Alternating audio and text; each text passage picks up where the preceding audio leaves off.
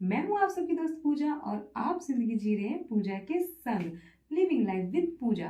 तो आज हम बात करेंगे कि ऐसा क्या होता है ब्रह्म मुहूर्त के समय हमारे शरीर में चेंजेस कि हम कुछ भी उस समय सोचते हैं, कुछ भी मैनिफेस्ट करते हैं, कुछ भी थिंकिंग करते हैं, प्लानिंग करते हैं, तो वो जल्द से जल्द मैनिफेस्ट हो जाता है। ऐसे हमारे शरीर में ऐसे क्या चेंजेस होते हैं उस समय कि हम कोई भी प्लानिंग करें, कुछ भी थिंकिंग करें, वो बहुत जल्दी मैनिफेस्ट हो जाती है। तो अगर हम बात करते हैं कि ब्रह्म मुहूर्त का जो एक्चुअल समय है वो सूर्य उदय से 96 मिनट्स पहले का होता है। अर्थात अगर आपके शहर में सूर्य उदय 7 बजे हो रहा है तो मतलब ब्रह्म मुहूर्त का जो वहाँ का समय होगा वो 5:24 पे होगा। अगर किसी शहर में, जैसे मान लो दिल्ली की अगर मैं बात करूँ, दिल्ली में अगर सूर्योदय 6 बजे हो रहा है तो ब्रह्म मुहूर्त का जो समय होगा वो 4:24 पे होगा। अर्थात जो भी सूरज निकलने से पहले का जो समय होता है, 96 मिनट पहले का समय होता है, उसे ब्रह्म मुहूर्त कहते हैं। और ब्रह्म मुहूर्त का जो एक्चुअल टाइम होता है 48 आवर्स का, सॉरी 48 मिनट्स का होता है। कोई भी मुहूर्त, सभी मुहूर्त 48 मिनट्स के होते हैं। हमारे 30 मुहूर्त होते हैं जिसमें एक मुहूर्त 48 मिनट्स का होता है। तो ब्रह्म मुहूर्त 48 मिनट्स का, उसके बाद समुद्र मुहूर्त स्टार्ट हो जाता है, वो भी 48 मिनट्स का होता है। तो जो ब्रह्म मुहूर्त का टाइम है, इसमें आखिर ऐसा क्या होता है कि हमारे शरीर में इतनी सारे चेंजेस हो रहे होते हैं कि हम कोई भी चीज़ मैनिफेस्ट करते हैं वो हमारा मैनिफेस्ट हो जाता है। कोई भी थिंकिंग करते हैं, कुछ भी सोचते हैं, कोई भी प्लानिंग करते हैं, वो रहस्यमय तरीके से, वो चमत्कारी ढंग से, पता नहीं कैसे चमत्कार ही हो जाता है यार, पता नहीं कैसे वो मैनिफेस्ट हो जाता है। तो ऐसा क्या चेंज होता है हमारे शरीर में? पहली बात तो ये कि कोई भी मनुष्य हमारे शरीर के अंदर जो है 72,000 नाड़ियां होती है, जो शिव संहिता में 3.5 लाख नाड़ियां हो जाती है। तो ऐसा मतलब 72,000 नाड़ियों में से जो 3 नाड़ी है, ईड़ा, पिंगला और सुषुम्ना, वो इंपॉर्टेंट नाड़ियां होती है। तो जो 29 मुहूर्त है ब्रह्म मुहूर्त के एक्सेप्ट 29 मुहूर्त जो होते हैं, उसमें हमारी जो नाड़ियां हैं वो दोनों नाड़ियां एक्टिवेट नहीं रहती है, ईड़ा और पिंगला।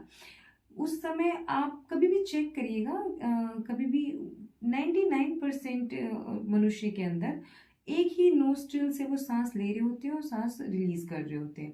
कभी भी आप अपने फिंगर को नोज के पास लेके जाइए और एक लंबी सांस लीजिए और उसको रिलीज कीजिए।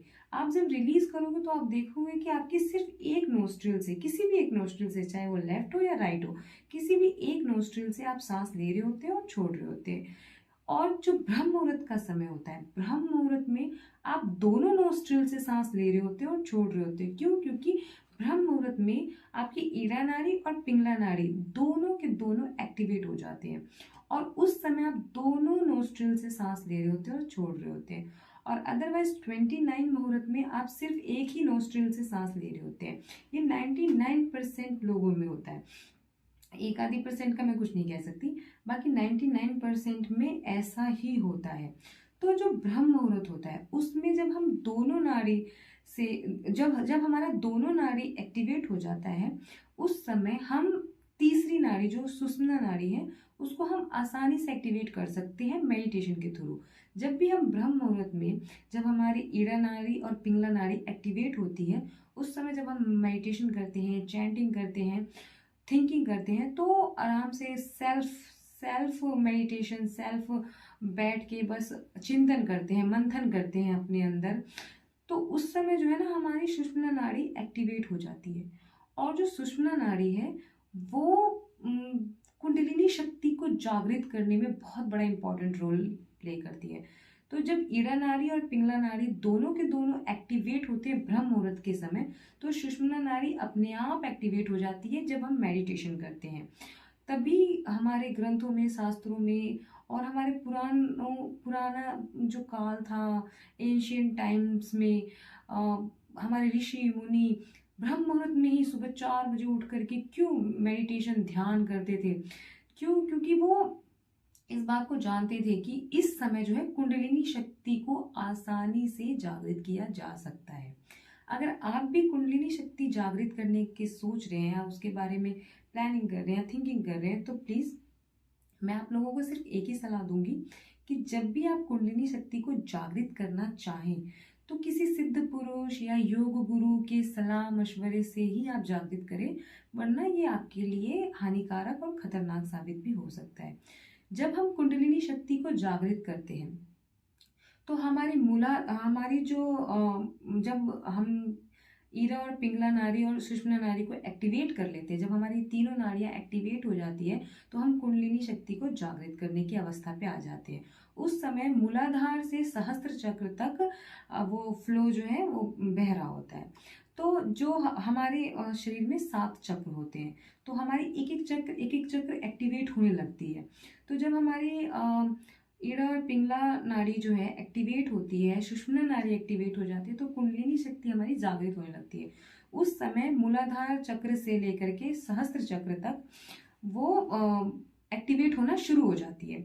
तो उस मोमेंट पे, उस समय अगर आप किसी सिद्ध पुरुष या योग गुरु की सलाह मशवरे से नहीं करते हैं तो उस मोमेंट पे आप एक्चुअल नॉर्मल होने में असमर्थ रहेंगे। मतलब मेरे हिसाब से तो शायद ही नॉर्मल हो पाए।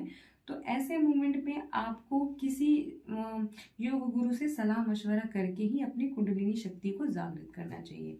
अदरवाइज आप मेडिटेशन करिए, चैंटिंग करिए, प्लानिंग करिए, थिंकिंग करिए, इसमें कोई प्रॉब्लम नहीं है। आप आराम से मेडिटेशन कर सकते हैं। इस समय जब आपकी तीनों नाड़ियां एक्टिवेट होती है तो आपकी जो माइंड है वो सुपर पावर की तरह काम करता है। सिद्धांत के मुताबिक जब आपका दिमाग बदलता है तब आपकी किस्मत चेंज होने लगती है। आपने सोचा है कभी कि ये बड़े बड़े जो लोग हैं, मतलब अंबानी से लेकर के बड़े बड़े, मैं किसी का नाम नहीं लेना चाहूँगी, लेकिन फिर भी जो भी हमारे आइडियल पर्सन है, हमारे महापुरुष हैं, स्वामी विवेकानंद से लेकर के बाकी जितने भी महापुरुष हैं, उन्होंने अपनी लाइफ में ऐसा क्या किया होगा, ऐसा उन्होंने अपनी लाइफ में कुछ तो अलग किया होगा। क्या वो एक्स्ट्रा ऑर्डिनरी पर्सन रहे हैं या फिर उनके पास कुछ super natural power, God gifted power थी? नो, ऐसा कुछ नहीं था। वो भी अपनी लाइफ को नेचर और एलिमेंट्स के थ्रू चलना उन्होंने शुरू किया। कहते हैं ना कि जिस तरफ पानी का बहाव है, अगर आप उस तरफ तैरोगे तो आप इजीली अपनी मंजिल तक मतलब पहुंच सकते हो, जा सकते हो। और जब आप विपरीत दिशा में तैरना शुरू करते हो तो आप अपनी मंजिल को कभी नहीं पा सकते। तो उन लोगों ने नेचर को अपनाया, जिस तरह नेचर वर्क करती है, जैसे सुबह 4 बजे उठना, सभी पशु पक्षी सारे सब लोग सब जाग जाते हैं। जो भी सजीव प्राणी है वो सब ब्रह्म मुहूर्त के समय जाग जाते हैं, जागृत अवस्था में आ जाते हैं। तो जब ये सारे बड़े बड़े लोगों ने भी ब्रह्म मुहूर्त में उठना शुरू किया, मेडिटेशन करना शुरू किया, बहुत सारे ऐसे फिलोसफर्स हैं जिन्होंने ब्रह्म मुहूर्त में मतलब अर्ली मॉर्निंग उठने की सलाह दी है। तो अगर आप अर्ली मॉर्निंग उठते हैं तो आपकी जो भी एक कह सकते हैं कि सुपर नेचुरल पावर आपके अंदर आ जाती है। आप अगर ब्रह्म मुहूर्त में उठते हो, सुबह सुबह उठते हो, तो वो जो चीज़ है ना, वो पावर जो है, वो जो यूनिवर्स से आपको मिल रही है और आपके शरीर में जो भी चेंजेस आ रहे हैं उसकी वजह से आप कोई भी चीज़ मैनिफेस्ट कर लेते हो। कहते हैं जो सूरज है हमारा, अगर हम सर्केडियम रिदम की बात करें तो सूरज जो है हमारे पृथ्वी के चारों ओर चक्कर लगाती है। और जब सूरज की जो पहली किरण है, जो हमारी पृथ्वी जो है सूरज के चारों तरफ चक्कर लगाती है, तो जो पृथ्वी पे सूरज की पहली किरण पड़ती है उस समय हमारे शरीर में मेलाटोनिन बहुत अधिक मात्रा में रिलीज होने लगता है। हमारा जो माइंड है उस समय हमारा माइंड का जो पीनल ग्लैंड है वो मेलाटोनिन बहुत अधिक मात्रा में रिलीज करता है, जिसकी वजह से हम काफ़ी उल्टी सीधी चीज़ें, थॉट्स आ रहे होते हैं दिमाग में। जब सूर्य उदय हो जाता है उस समय हमारे दिमाग में 100 चीज़ें आ जाती है, अरे ये करना है, वो करना है, ऐसे ऐसे ऐसे ऐसे ऐसे। बट ब्रह्म मुहूर्त के समय मेलाटोनिन हमारे माइंड में इतनी प्रचुर मात्रा में रहती है, इतनी प्रचुर मात्रा में स्थित रहती है कि उस समय हमारा माइंड शांत, पीसफुल और एक क्या कहते हैं सेट ऑफ जैसे माइंड जो एकदम शांत,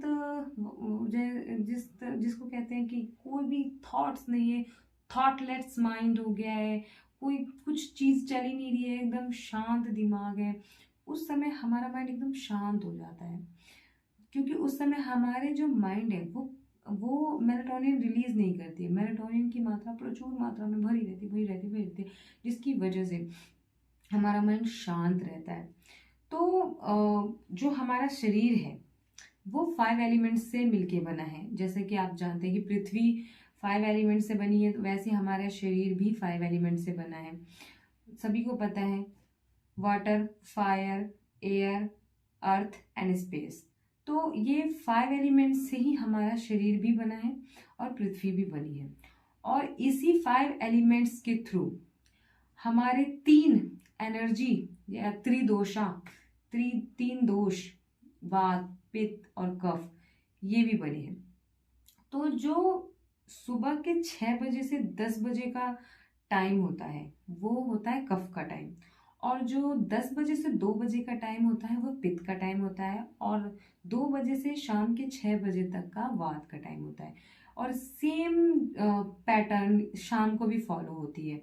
शाम को 6 से 10 कफ का टाइम है, 10 से 2 पित्त का टाइम है, और 2 बजे से सुबह के 6 बजे तक वात का टाइम है। तो जो वात का सिस्टम होता है, इसमें हम अगर जागृत अवस्था में है, जो वात का टाइम होता है, अगर हम इसमें जागृत अवस्था में हैं तो हम हमारे शरीर में बीमारियां बहुत कम आती है। कहते हैं कि जब आपके शरीर में वात सिस्टम बिगड़ता है तो आपको 80% बीमारियां आ जाती है आपके शरीर में।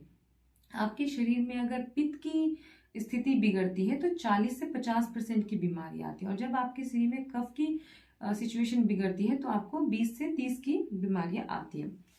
तो सबसे ज़्यादा हमारी वात सिस्टम बिगड़ने से 80% बीमारियों का हम शिकार हो जाते हैं। तो जब हम वात के टाइम पे हम जागृत रहते हैं, जागृत अवस्था में रहते हैं, तो हमारा हमारा जो एक जीवन है वो लंबे और सुचारू रूप से चलती है, और हमें कोई प्रॉब्लम नहीं होती है। और इस समय जो होता है हमारा माइंड क्रिएटिव माइंड बन जाता है। क्यों? क्योंकि ये जो समय होता है, वात का जो टाइम होता है, उस समय हम हमारे जो माइंड है ना, वो क्रिएशन से, द क्रिएटर आर्ट्स, ब्रह्म मुहूर्त को क्रिएटर आर्ट्स बोलते हैं, तो क्रिएशन से भर जाता है उस समय। तो ये इस समय हमें जागृत अवस्था में होना चाहिए।